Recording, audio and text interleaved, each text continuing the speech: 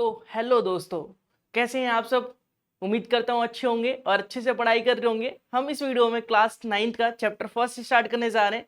बहुत ही शानदार वीडियो होने वाली है। बहुत ही अच्छे से चैप्टर स्टार्ट करेंगे। इंट्रोडक्शन पार्ट देखेंगे कि किस प्रकार से हम चैप्टर 1 को कवर कर सकते हैं।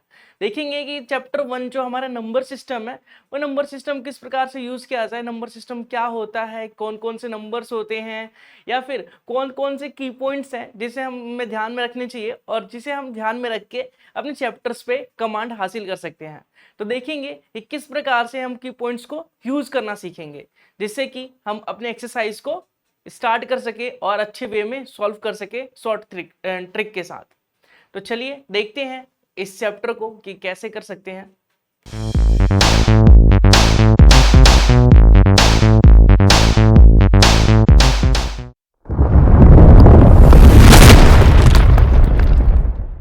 तो आपके सामने रियल नंबर। तो सबसे पहले नंबर सिस्टम स्टार्ट करने के लिए सबसे पहले हम जानेंगे रियल नंबर के बारे में। तो रियल नंबर क्या होता है, रियल नंबर किससे मिलके बना होता है, रियल नंबर को डिनोट किससे करते हैं, सारी बातें एक साथ जानेंगे। तो आपके सामने है रियल नंबर। सबसे पहले रियल नंबर होता क्या है। तो कई बच्चों को पता होगा कि रियल नंबर क्या होता है, कई बच्चों को नहीं पता होगा। तो real number basically rational number irrational number का क्या होता है, यूनियन होता है। रैशनल और इरेशनल नंबर को जब मिला दिया जाए तो उसे हम रियल नंबर कहते हैं। रैशनल नंबर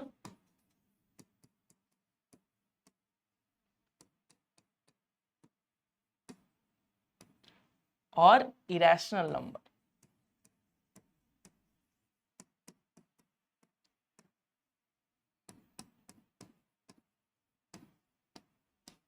तो रैशनल नंबर इरेशनल नंबर को मिला के हम रियल नंबर बना सकते हैं। मतलब रैशनल नंबर जितने भी हैं और इरेशनल नंबर उसका यूनियन कर दे, ये यूनियन का सिंबल होता है, उसका यूनियन कर दे मतलब दोनों को मिला दे तो हमारा रियल नंबर बन जाता है। बात करते हैं रैशनल नंबर क्या होता है, फिर इरेशनल नंबर क्या होता है। तो रैशनल नंबर वो नंबर्स होते हैं जिसे हम P/Q की फॉर्म में डिनोट कर सकते हैं। रैशनल नंबर वो नंबर्स होते हैं जिसे हम P/Q की फॉर्म में डिनोट कर सकते हैं और Q 0 के बराबर नहीं होगा। इसी प्रकार से जो इरेशनल नंबर है उसे हम P/Q की फॉर्म में डिनोट नहीं कर सकते। ठीक है, बात करते हैं इसके एग्जांपल्स की। तो रैशनल नंबर का एग्जांपल हो गया हमारे पास 2, 3, 1/2, 1/6। बाकी सारे नंबर जितने भी हम नंबर जानते हैं वो सारे रैशनल होते हैं, एक्सेप्ट रूट वाले नंबर को छोड़ के, जैसे √2, √3, √5, √7। और पाई भी एक इरेशनल नंबर है, क्योंकि पाई की जो वैल्यू होती है वो नॉन टर्मिनेटिंग होती है और नॉन रिपीटिंग होती है। तो रैशनल नंबर इरेशनल नंबर में एक और डिफरेंस जानने को मिलता है हमें कि जो रैशनल नंबर होता है वो टर्मिनेटिंग होता है और रिपीटिंग भी होता है। बट पाई जो है या फिर इरेशनल नंबर जो है उसकी एक और कंडीशन होती है कि वो नॉन टर्मिनेटिंग और नॉन रिपीटिंग होता है। अब कई बच्चे सोचेंगे कि नॉन टर्मिनेटिंग क्या होता है, नॉन रिपीटिंग क्या होता है। नॉन टर्मिनेटिंग का मतलब होता है ऐसे नंबर जो कभी टर्मिनेट ना हो, खत्म ना हो। जैसे देखिए 1/3, 1/3 P/Q की फॉर्म में, तो आप सभी को पता है रैशनल नंबर है। लेकिन अगर इसे हम डिवाइड करते हैं तो 0.3333 ये इनफाइनाइट तक जाएगा। तो ये नॉन टर्मिनेटिंग है, ठीक है, बट रिपीटिंग है, ये रिपीट कर रहा है। Non terminating but repeating. Non terminating but repeating है, क्योंकि ये देखिए 3 के बाद 3 आ रहा है, 3 के बाद 3 आ रहा है, 3 के बाद 3 आ रहा है, 3 के बाद 3 आ रहा है, रिपीट कर रहा है। ठीक है, लेकिन जो इरेशनल नंबर्स होते हैं, ये रैशनल नंबर है, रैशनल नंबर की कंडीशन है। लेकिन जो इरेशनल नंबर होते हैं हमारे पास √2, जैसे 1.414 ऐसे चलता जाता है। ठीक है, तो ये नॉन टर्मिनेटिंग होते हैं, मतलब ये कभी खत्म नहीं होगा, ये इनफाइनाइट तक चलता जाएगा। ठीक है, और ना ही ये रिपीट करेगा, 4 के बाद 4 नहीं आएगा, 1 के बाद 1 नहीं आएगा, सीधा ये अलग अलग नंबर्स रिपीट करेंगे। ठीक है, तो डिफरेंस समझ में आ गया रैशनल नंबर इरेशनल नंबर में। Rational number non terminating non repeating होता है, इरेशनल नंबर क्या होता है, कमेंट करके बताइए। तो बाकी सारे नंबर्स जो हम जानते हैं उसके बारे में जान लेते हैं। रैशनल नंबर में बहुत सारे नंबर्स आते हैं। तो रैशनल नंबर के पार्ट कौन कौन से नंबर्स होते हैं वो देख लेते हैं। रैशनल नंबर, रैशनल नंबर में हमारे बहुत सारे नंबर्स आते हैं। फर्स्ट नंबर की बात करें तो नेचुरल नंबर आता है।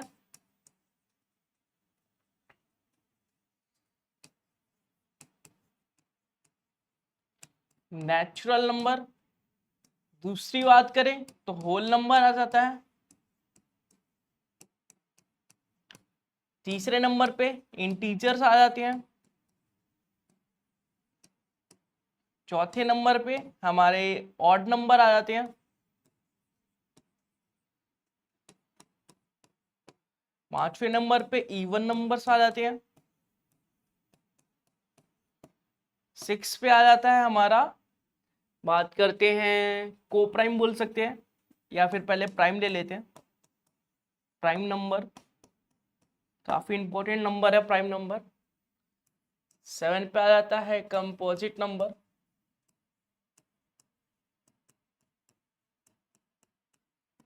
8 पे आ जाता है को प्राइम नंबर। ठीक है, तो ये सारे नंबर जो होते हैं वो रैशनल नंबर के अंदर आते हैं।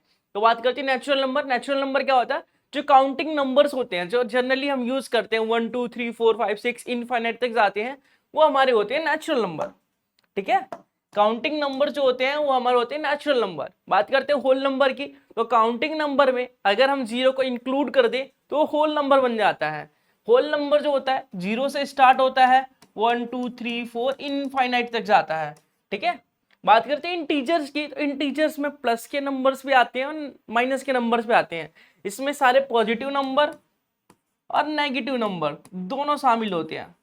ठीक है, उसमें इंटीजर्स होते हैं, जैसे -1 2 3 4 5 इनफाइनाइट तक जाएगा, फिर बीच में 0, फिर +1 2 3 4 5 इनफाइनाइट तक जाएगा, उसे हम इंटीजर्स बोलते हैं। ऑड नंबर क्या होता है? जिसे हम 2n-1 की फॉर्म में लिख सकते हैं। 2n-1 क्या मतलब? n क्या है? Natural number. n की जगह अगर 1 पुट करें तो 1 को 2 से मल्टीप्लाई करें तो 2 - 1 1।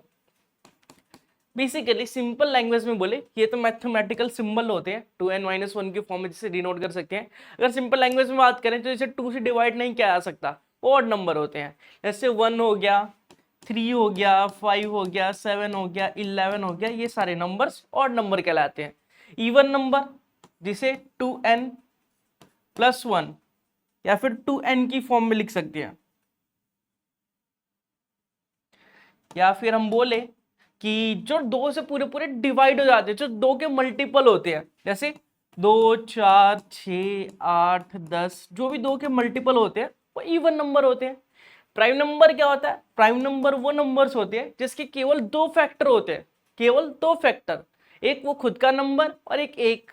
जैसे मान लीजिए 2 है, 3 है, 5 है, 7 है, 11 है, ये सारे हमारे प्राइम नंबर्स हैं। ठीक है, 2 और 3 के बीच में कौन कौन से फैक्टर है?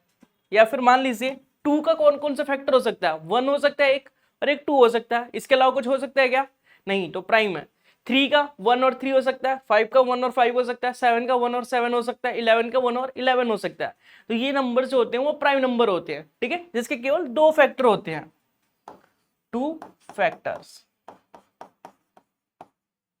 बात करते हैं को कंपोजिट नंबर की, पहले को प्राइम नंबर देख लेते हैं। को प्राइम नंबर क्या होते हैं? प्राइम नंबर का एक पेयर। प्राइम नंबर को अगर एक प्राइम नंबर के एक पेयर को उठा ले हम तो उसे को प्राइम नंबर कहते हैं।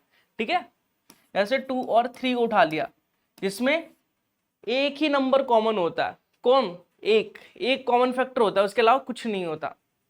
बात करते हैं कंपोजिट नंबर के, देखिए जिसमें 2 फैक्टर होते हैं वो प्राइम नंबर होता है, जिसमें 2 से ज्यादा फैक्टर होते हैं उसे हम कंपोजिट नंबर बोलते हैं।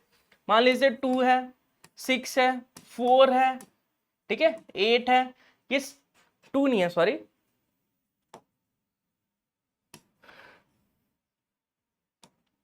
4 है, 6 है, 8 है, 10 है, 9 है, ये सारे जो होते हैं हमारे कंपोजिट नंबर होते हैं। ठीक है, जिसके 2 से ज्यादा फैक्टर होते हैं। 2 के 2 से ज्यादा फैक्टर है, 2 का 1 है, 2 है, 2 है, इसके 3 फैक्टर हो गए। 6 के 2 से ज्यादा फैक्टर है, 1 2 और 3। 8 के 2 से ज्यादा फैक्टर है, 1 2 2 2। 10 के 2 से ज्यादा फैक्टर है, 1 2 5, ये सारे 2 से ज्यादा फैक्टर है इनके, 2 से ज्यादा जिनके भी फैक्टर होते हैं वो हमारे कंपोजिट नंबर होते हैं। तो ब्रीफली हम समझ चुके हैं नंबर सिस्टम के बारे में कि रैशनल नंबर, रियल नंबर क्या होता है, फिर रैशनल नंबर क्या होता है, इरेशनल नंबर क्या होता है, फिर हमने पढ़ा कि नेचुरल नंबर क्या होता है, whole number, integers, odd number, even number, prime number, composite number और को प्राइम नंबर। तो इस चैप्टर को आगे बढ़ाते हुए आगे देखते हैं आगे क्या पढ़ सकते हैं और क्या हेल्प करने के लिए, हम अपने चैप्टर को आगे बढ़ाने के लिए क्या हेल्पफुल पॉइंट्स है हमारे पास, हेल्पफुल की पॉइंट्स है, इसे यूज करके हम इस चैप्टर में अच्छे नंबर स्कोर कर सकते हैं। तो देखते हैं आगे हमारे पास representation of the irrational number on the number line. तो नंबर लाइन पे इरेशनल नंबर को कैसे रिप्रेजेंट किया जाता है ये सीखेंगे हम, ठीक है। तो मान लीजिए आपके पास x कोई नंबर है, ठीक है, रूट x कोई नंबर है, इसे आपको नंबर लाइन पे शो करना है। तो कैसे करेंगे, रूट x कोई नंबर है आपके पास, इसे नंबर लाइन पे शो करना है, तो कैसे करेंगे, बहुत ही सिंपल वे है, ध्यान से देखेंगे। देखिए सबसे पहले आपको ये रूट x है ना, तो x है, x यूनिट लाइन खींचनी पड़ेगी, एक x यूनिट लाइन खींचनी पड़ेगी, x सेंटीमीटर लाइन, ठीक है। मान लीजिए यहां से यहां तक हमने लाइन खींची, वो x सेंटीमीटर है, ओके। फिर इस लाइन को 1 सेंटीमीटर आगे बढ़ाएंगे हम, इस लाइन को 1 सेंटीमीटर आगे बढ़ाएंगे। जिस नंबर को भी नंबर लाइन पे शो करना है उस नंबर को हम पहले उस नंबर की लाइन खींचेंगे, ठीक है। जितनी भी लंबी लाइन होगी वो, मान लीजिए रूट 9 या फिर रूट 7 को हमें नंबर लाइन पे शो करना है, तो यहाँ पे 7 सेंटीमीटर की लाइन खींचेंगे एक, ठीक है, 7 सेंटीमीटर की लाइन खींचेंगे। फिर 1 सेंटीमीटर आगे एक्सटेंड करेंगे लाइन को। फिर एक्सटेंड करने के बाद जो ये पॉइंट है और जो ये पॉइंट है, यहाँ से कंपास को रख के लाइन को बाइसेक्ट करेंगे, ठीक है। यहाँ पे कंपास खोलेंगे और आधे से ज्यादा यहाँ पे कंपास रखेंगे, आधे से ज्यादा खोलेंगे और उसको बाइसेक्ट करेंगे। एक यहाँ आर्क लगाएंगे, यहाँ पे रखेंगे, यहाँ पे आर्क लगाएंगे। इसी प्रकार से यहाँ पे रखा, आधे से ज्यादा खोला, यहाँ आर्क लगाया, यहाँ पे रखा, आधे से ज्यादा खोला, यहाँ आर्क लगाया। अब जहां भी ये दोनों पॉइंट्स मिल रहे हैं उसमें हम स्केल रख के लाइन खींच लेंगे, ठीक है, इसको मिला देंगे। मिलाने के बाद ये जो पॉइंट्स है हमारे पास, इससे बन जाएगा हमारे पास एक सेमी सर्कल, ठीक है, इससे बन जाएगा एक सेमी सर्कल। और देखिए ये जो पॉइंट है हमारे पास, ये वाले पॉइंट को हम यहां से मिलाएंगे, यहां से स्केल से मिलाएंगे और इस वाले पॉइंट को यहां से मिलाएंगे, और ये जो लाइन है वो हो जाएगी हमारी रूट x की, ठीक है। इसे नंबर लाइन पे शो करने के लिए यहाँ पे कंपास को रखेंगे, यहाँ तक खोलेंगे और यहाँ से आर्क लगाएंगे, ये वाला जो पॉइंट है वो रूट x हो जाएगा। मुझे पता है आपको समझ में नहीं आ रहा होगा क्योंकि रूट x है।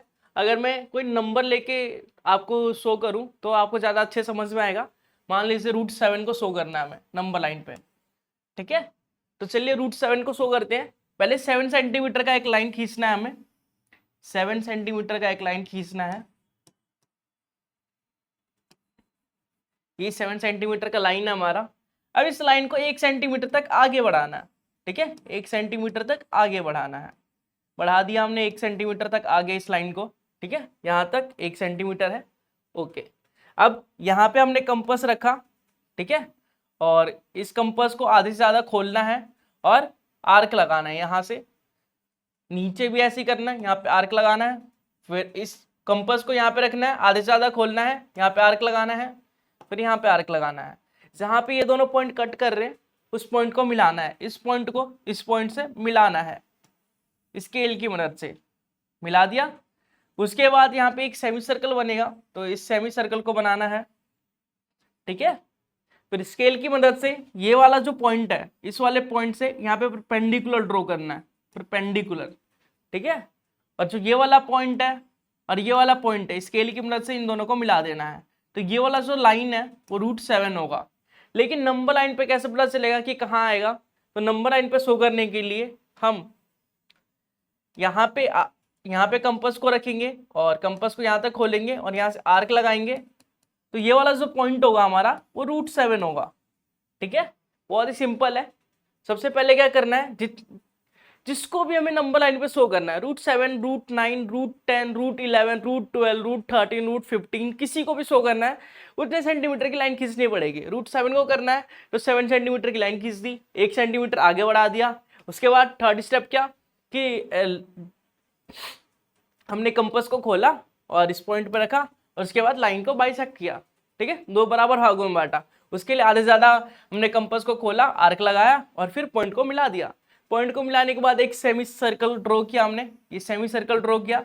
उसके बाद क्या, यहाँ पे जो पॉइंट था हमारे पास और ये वाला पॉइंट था, इसके बीच हमने परपेंडिकुलर को ड्रॉ किया और ये वाला पॉइंट और ये वाला पॉइंट को हमने मिलाया, ये √7 हो गया। यहाँ पे कंपास रखा, यहाँ पे आर्क लगाया, ये वाला पॉइंट √7 हो गया, ठीक है। बहुत ही सिंपल है, बहुत ही शॉर्ट वे में मैंने समझाया आपको। उम्मीद करता हूँ समझ में आ चुका होगा, बहुत ही आसान है। नहीं समझ में आए तो कमेंट करके पूछ सकते हैं। अगला देख लेते हैं identity of irrational number. Irrational number की आइडेंटिटी क्या है, पहचान क्या है, हम कैसे पहचान सकते हैं कि इरेशनल नंबर है या नहीं है, या फिर इरेशनल नंबर की जो हम बोल सकते हैं कि देख के ही कैसे बता सकते हैं कि इरेशनल नंबर की प्रॉपर्टी फॉलो कर रही है या नहीं कर रही है, या दो इरेशनल नंबर को अगर हम सम करें सब्ट्रैक्ट करें तो क्या आएगा, ऐसी प्रॉपर्टी देखेंगे। सबसे पहले सम की बात करते हैं। तो दो इरेशनल नंबर को जब भी हम सम करेंगे तो वो इरेशनल ही आएगा। मान लीजिए √2 है और √3 है, इसका समेशन हमेशा, √3 एक इरेशनल नंबर है, हमें पता है कि ये इरेशनल है, हमें पता है ये भी एक इरेशनल है,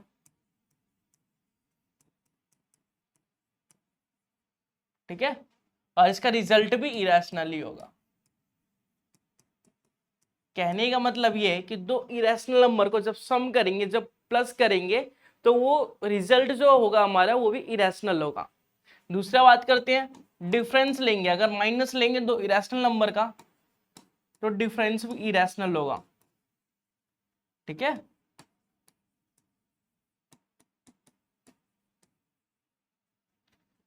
प्रोडक्ट देख लेते हैं, अगर दो इरेशनल नंबर का प्रोडक्ट करते हैं, मान लीजिए 2 और, तो ये इरेशनल भी हो सकता है और रैशनल भी हो सकता है।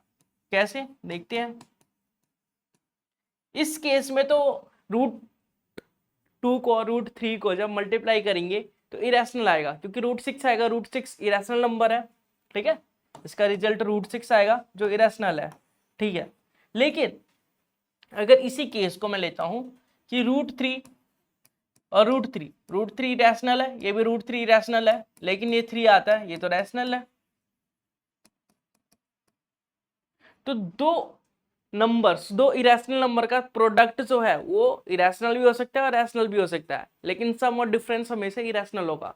ऐसे ही इसका डिवाइड देखे, डिवीजन देखे, दो इरेशनल नंबर का डिवीजन, तो वो इरेशनल भी हो सकता है, रैशनल भी हो सकता है। इरेशनल और रैशनल,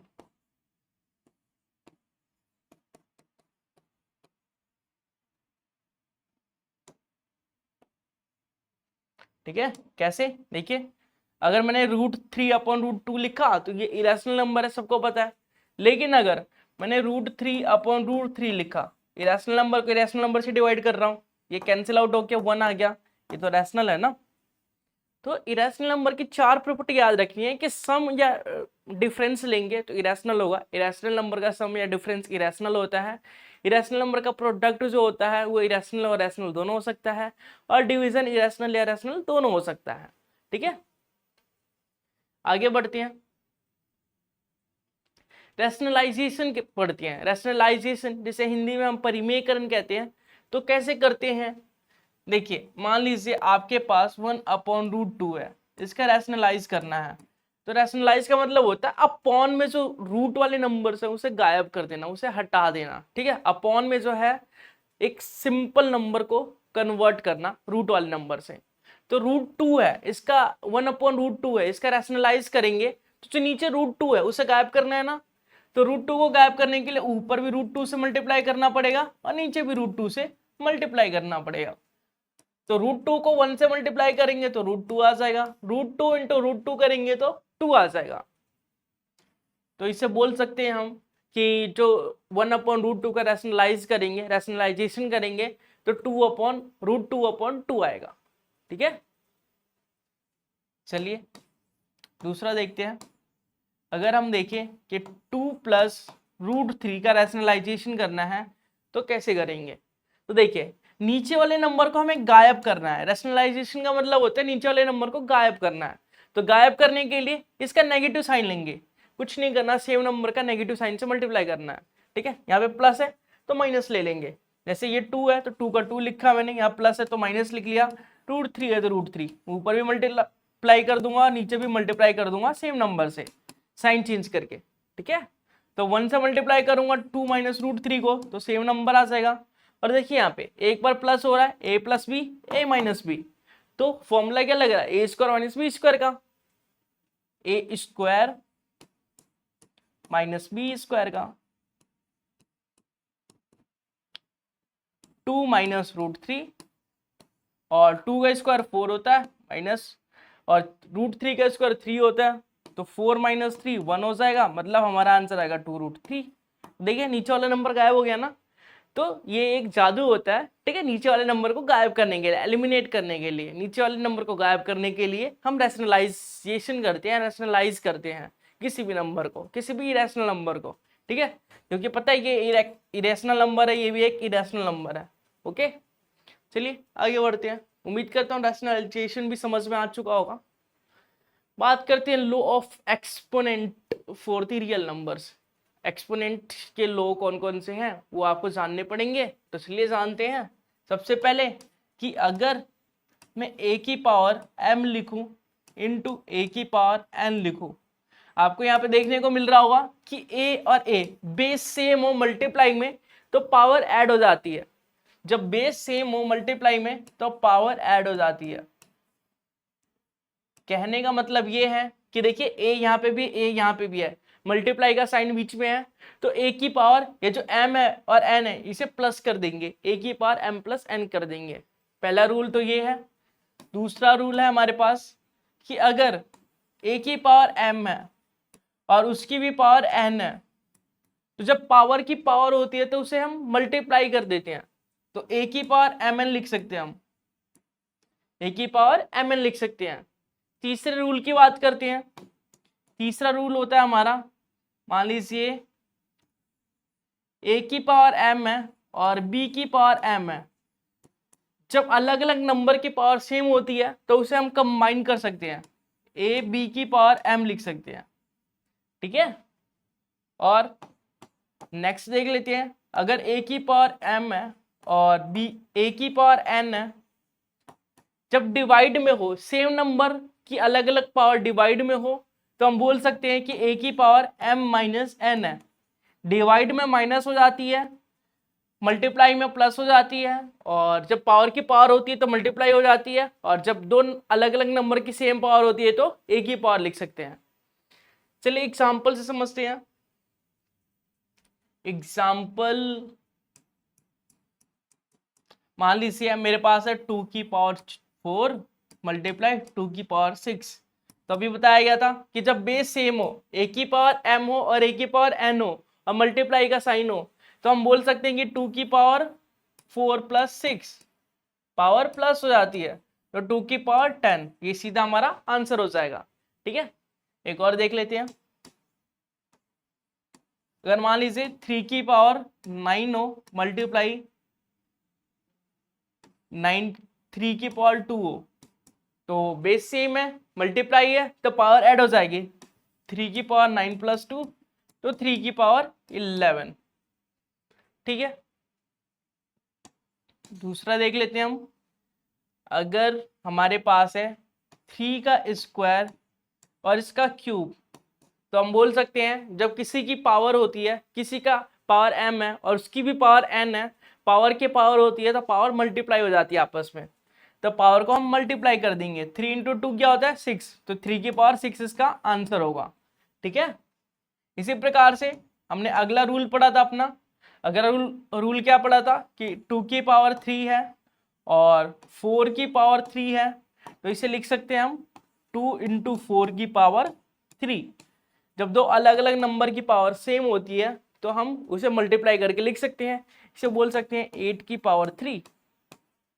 ठीक है, और एक लास्ट देख लेते हैं। हमने लास्ट में पढ़ा था कि अगर मान लीजिए 5 की पावर 6 है और ये 5 की पावर 7 है, तो इसे हम लिख सकते हैं, जब डिवाइड में नंबर सेम होते हैं पावर अलग अलग होती है तो माइनस हो जाता है पावर, तो हम लिख सकते हैं 5 की पावर 6 माइनस 7, तो 5 की पावर -1। ठीक है, ऐसे एप्लीकेशन करेंगे हम इस चैप्टर के अंदर इस पावर्स के कंसेप्ट को, इस की पॉइंट्स को यूज करके। तो उम्मीद करता हूं ये की पॉइंट्स जो है आपको बहुत अच्छी तरीके से क्लियर हो चुके होंगे एग्जाम्पल के माध्यम से, कोई दिक्कत नहीं हुई होगी। आगे बढ़ते हैं। आगे क्या है कि एक्सप्रेसिंग डेसिमल ऐसा रैशनल नंबर की फॉर्म में डेसिमल को एक्सप्रेस करना। ठीक है, चलिए ठीक है, ये भी कंसेप्ट देख लेते हैं। मान लीजिए आपके पास है x इक्वल टू 0.33333333, ये इनफाइनाइट तक। ठीक है, या फिर इसे बोल सकते हैं कि x इक्वल टू 0.3 के ऊपर बार, इसको हम बार बोलते हैं, इस लाइन को हम बार बोलते हैं, और इसका मतलब होता है 3 रिपीट होता जाएगा इनफाइनाइट तक, कभी खत्म ही नहीं होगा। ठीक है, तो इसको हम रैशनल नंबर की फॉर्म में कैसे लिख सकते हैं वो हम इस वीडियो में जानेंगे। तो देखिए, जब भी कोई ऐसा क्वेश्चन है तो सबसे पहले क्या करना है, देखना है कि पॉइंट के बाद, पॉइंट कितने के बाद लगा है, पॉइंट 1 के बाद लगा है ना, 1 डिजिट के बाद लगा है पॉइंट, तो 10 से मल्टीप्लाई करना है। 2 डिजिट के बाद लगा है तो 100 से, 3 तो 1000 से, 4 तो 10,000 से। जैसे जैसे डिजिट बढ़ते जाएंगे वैसे वैसे जीरो भी बढ़ते जाएंगे। ठीक है, तो 1 डिजिट के बाद लगा है तो 10 से मल्टीप्लाई करेंगे, मल्टीप्लाई बोथ साइड बाय 10, तो 10 से मल्टीप्लाई करेंगे तो 10x इक्वल टू हो जाएगा 3.3 के ऊपर बार। ठीक है, ये हो गया हमारा फर्स्ट और ये हो गया हमारा सेकंड। कुछ नहीं करना, सेकंड में से फर्स्ट को माइनस करना है, तो सेकंड में से फर्स्ट को माइनस करेंगे। सेकंड क्या था 10x, फर्स्ट क्या था x, सेकंड क्या था हमारा 3.3 के ऊपर बार, फर्स्ट क्या था हमारा 0.3 के ऊपर बार। ठीक है, तो इसमें से 10x में से x गया, 9x बच गया। ठीक है, और इसमें 3.3 के ऊपर बार में से, देखिए इसको समझने के लिए इसको अगर माइनस करना है तो देखिए 3.3 के ऊपर बार है, 0.3 के ऊपर बार है, इसमें से ये कैंसिल हो गया तो ये तो 0 हो गया, 3 में से 0 हो गया, 3 बचा, तो इसे हम 3 लिख सकते हैं। ठीक है, x की वैल्यू आ गई 3/9, तो 1/3। तो हम इसको 0.33333 को रैशनल नंबर की फॉर्म में 1/3 लिख सकते हैं। ठीक है, तो बहुत ही सिंपल कंसेप्ट था। देखिए हमने क्या किया, अगर ऐसा कोई नंबर हो या फिर इस फॉर्म में कोई नंबर हो आपको दिया हो, तो आपको देखना है कि पॉइंट कितने के बाद लगा है। ठीक है, कितने नंबर के बाद पॉइंट लगा है। अगर 1 नंबर के बाद पॉइंट लगा है तो हम 10 से मल्टीप्लाई करेंगे। अगर 2 नंबर के बाद पॉइंट लगा होता, जैसे ऐसे होता 0.3 के ऊपर बार, तो हम 100 से मल्टीप्लाई करते। अगर 3 नंबर के बाद पॉइंट लगा होता तो हम 4 से मल्टीप्लाई करते। ठीक है, 4 0 से मल्टीप्लाई करते। ऐसी जितने नंबर्स के बाद पॉइंट लगा हो उतने ही जीरो की संख्या यहाँ पे बढ़ा देंगे। तो हमने 10 से मल्टीप्लाई किया क्योंकि 1 नंबर के बाद लगा हुआ था, तो 10 से मल्टीप्लाई करने के बाद हमें कुछ ये मिला, ये इक्वेशन 2 थी, ये इक्वेशन 1 थी। 2 में से 1 को सब्ट्रैक्ट करते ही हमें कोई एक रैशनल नंबर का फॉर्म मिल गया। ठीक है, 1/3 की फॉर्म में रैशनल नंबर कन्वर्ट हो गया। तो उम्मीद करता हूँ वीडियो पसंद आई होगी, वीडियो को एंड तक देखा होगा, कुछ नया कंसेप्ट सीखा होगा, कुछ नया इंटरेस्टिंग जाना होगा, और जाना होगा कि किस प्रकार से हमें आने वाले चैप्टर में क्या क्या सीखना है, क्या क्या पढ़ना है, कैसे सॉल्व करना है, किस प्रकार से हम सॉल्व करेंगे, और क्या क्या क्वेश्चन देखने को मिलेंगे, कैसे कैसे क्वेश्चन देखने को मिलेंगे। तो उम्मीद करता हूँ वीडियो पसंद आई होगी, वीडियो को एंड तक देखा होगा। वीडियो पसंद आए तो वीडियो को लाइक जरूर से कीजिएगा, चैनल को सब्सक्राइब करके बेल आइकन को भी ऑन कर लीजिएगा। मिलेंगे इसके अगले पार्ट में अगले एक्सरसाइज के साथ, तब तक के लिए बाय बाय।